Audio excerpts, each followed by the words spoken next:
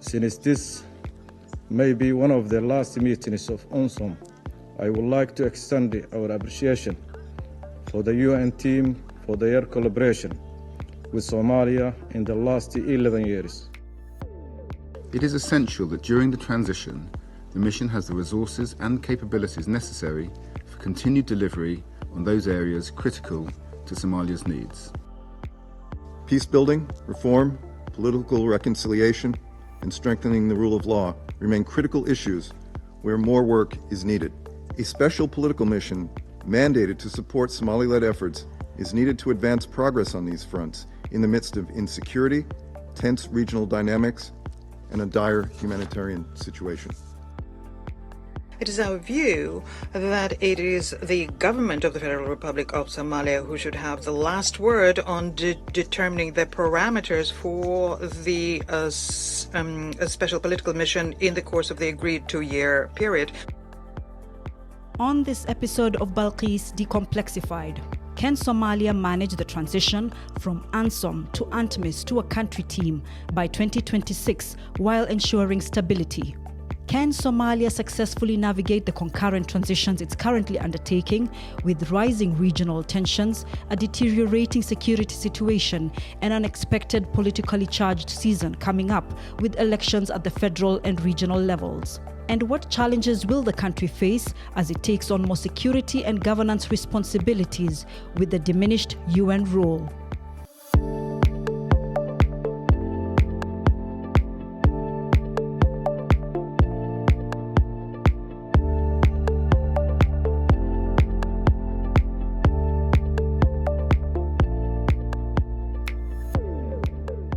I am Samira Guide, a regional security analyst with Balqiis. At Balqiis, we simplify regional issues, ensure we have public engagement while contributing to the debate of peace and security in the Horn. This month, we're tackling the UN missions in Somalia and the transition from UNSOM to a transition mission and then to a country team expected in 2026. Over the past month, we've shared various resources, starting with the explainer video, where we showed the evolution of the UN from 1991 to date. We then had public engagements in Mogadishu. We tied it up with vox pops from the streets, where citizens shared their views on these transitions.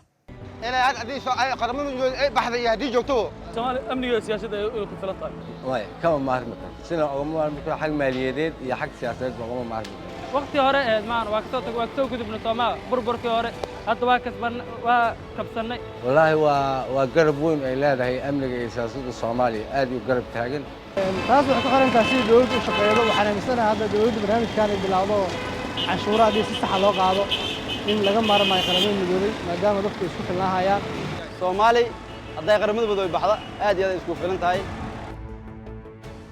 This podcast ties in all those products and maybe unearth aspects that were not covered by those pieces. Madam President, the federal government of Somalia's proposal concerning the transition from UNSOM to the United Nations country team was transmitted to this council by the Secretary General on 30 August. Why is this topic so important? The UN mission transiting to a country team is very important for Somalia because it poses a pivotal moment where Somalia will be redefining its engagement with the international community.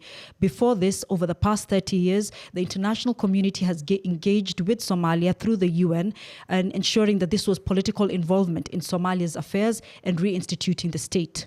This transition will mean, therefore, that Somalia is reclaiming its governance and it will change international relationship from a political one to a more development-oriented one. First, we begin with the background. How did the UN missions begin in Somalia? After state collapse in 1991, the UN stepped in representing the international community in response to the chaos and the humanitarian situation. UNSOM 1 was to monitor a ceasefire and ensure the delivery of humanitarian aid.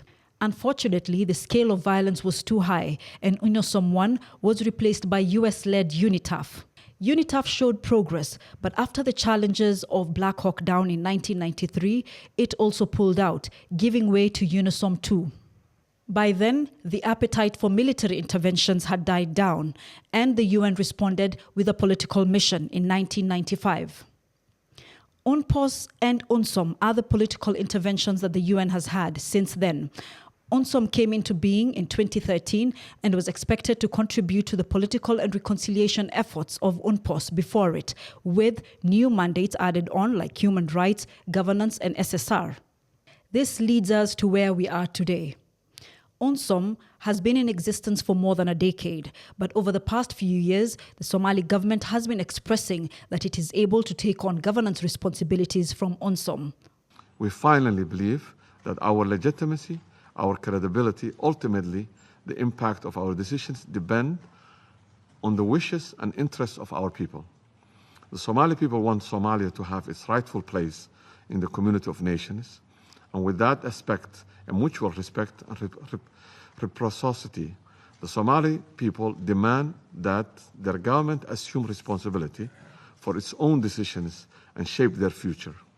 Somalia leading international support, not international support leading Somalia. The government has also accused UNSOM and the UN agencies at times of overstepping their political responsibilities. So earlier this year, the government, through the Ministry of Foreign Affairs and International Cooperation, delivered a letter to the UN demanding that UNSOM close up and give way to a country team by November this year. This was quickly followed up with a letter that asked that Somalia look to a structured transition, requesting that this would be a coordinated effort. So what does this really mean? Is Somalia ready for this transition? Is it able to take on the responsibilities that UNSOM has been taking care of over the past 10 years? The UN Assistance Mission in Somalia, UNSOM, has been working with the federal government and federal member states for the past 1 decade, providing necessary national reconciliation, strategic and policy advice. And that needs to transition now. And it's upon the Somali leadership to take that responsibility now. Of course, the UN has supported us throughout. There are moments that there was heightened tensions, especially during the electioneering period.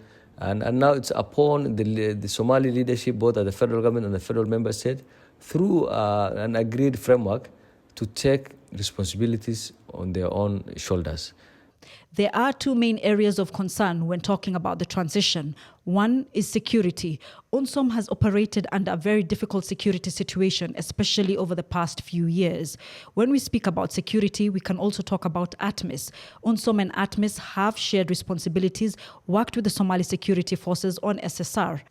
When we speak of transition, how will the Somali security forces take on more security responsibilities while the political arm takes on more governance responsibilities? And will the deteriorating security situation affect this transition?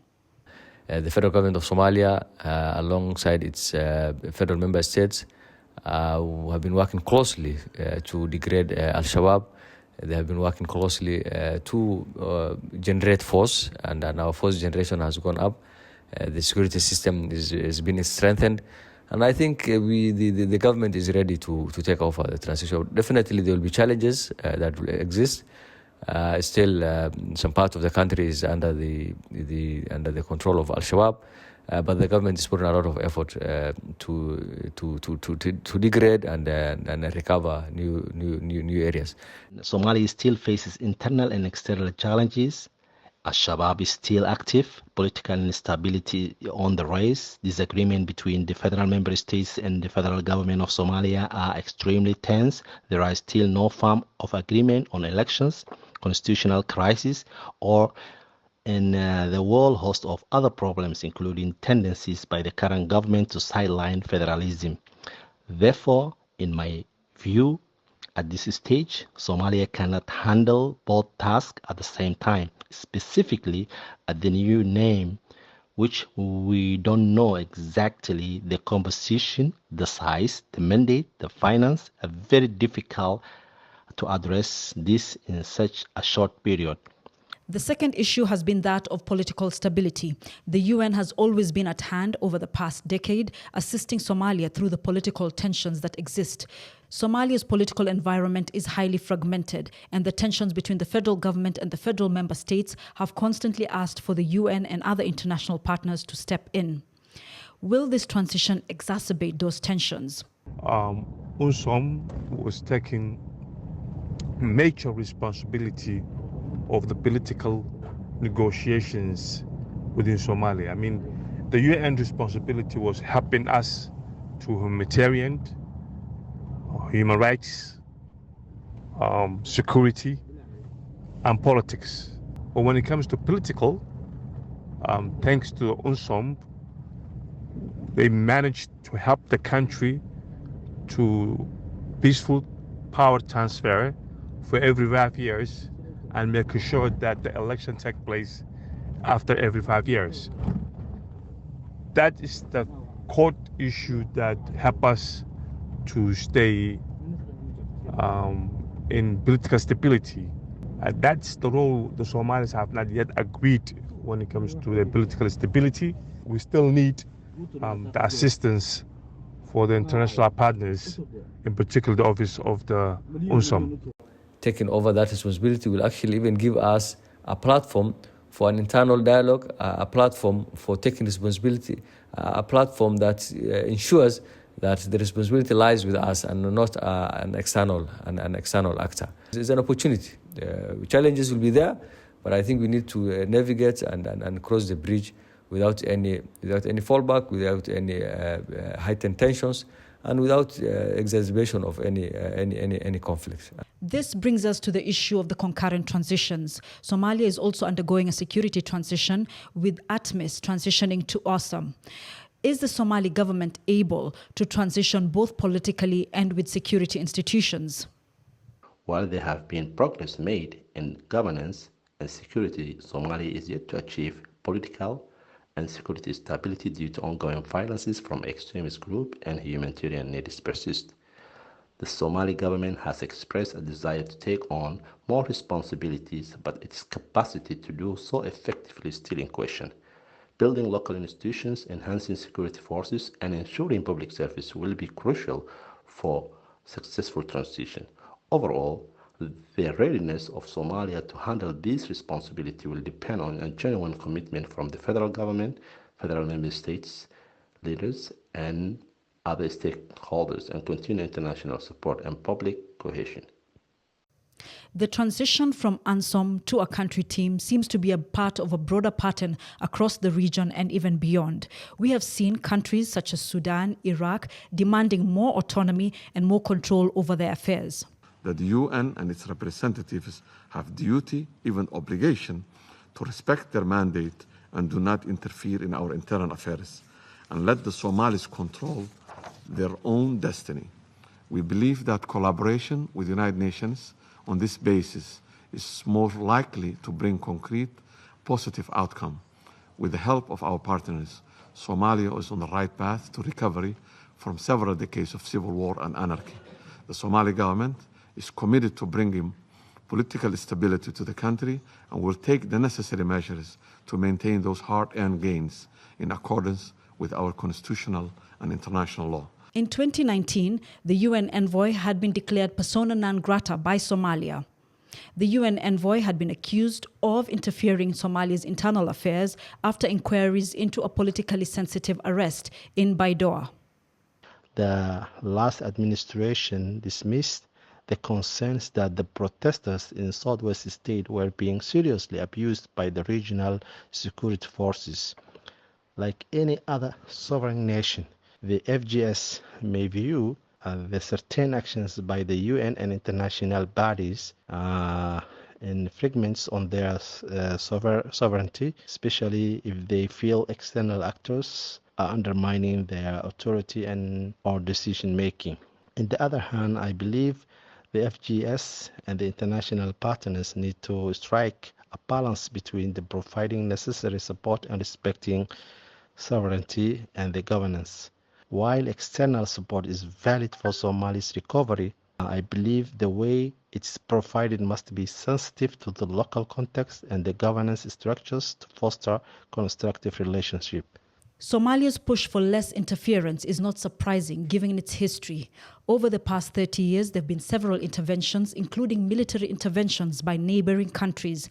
This has led them to be extremely cautious about interventions in Somalia's political affairs. But what now?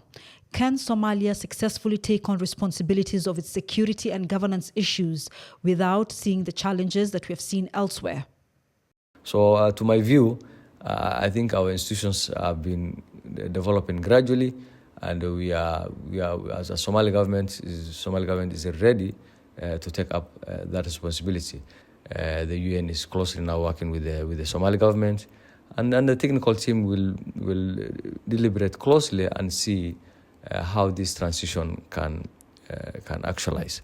And one thing we just need to understand is with the request, it does not mean that UNSOM will pack and go immediately like that. This will be a transition phase. It will take minimum 2 years, and the transition will be in a phased approach where some of the responsibilities will be transferred immediately, others in the midterm, and others in the long run.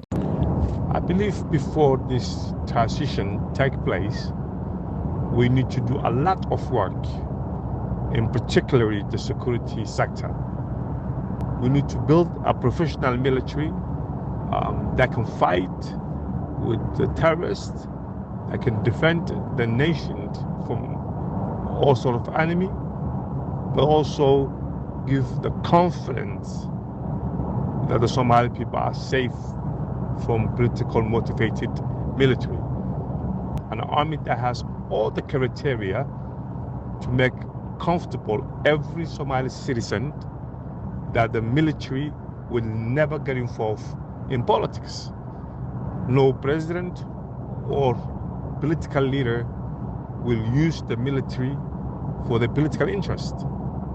The challenge facing Somalia are complex, but gradually Somalia is taking the lead in addressing them through Somali-led initiative. As we fulfill our responsibility as a sovereign nation, I recall that the speakers of this chamber often call for host government to act on their responsibility to govern and for the national solutions to challenges. Somalia has demonstrated a strong political will to do so. This should be applauded, not extinguished. Somalia continued to make a considerable progress across ambitious and challenging reform agenda. We cannot do so alone. We are grateful for the support of international partners and their commitment to Somalia. This support will be most effective when it's delivered in line with objectives we have set out in our roadmap and when it's directed toward the Somali priorities. We look forward to continue to work closely with our partners to ally their support, build a rich and bright, prosperous future for Somalia.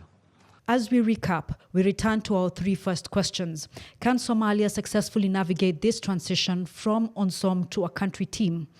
I would say it's quite difficult, but it is possible. Somalia will have to demand clear benchmarks for both the security and political transitions. Second, can Somalia handle the concurrent transitions amid the challenges that we've already mentioned? 1, the security situation.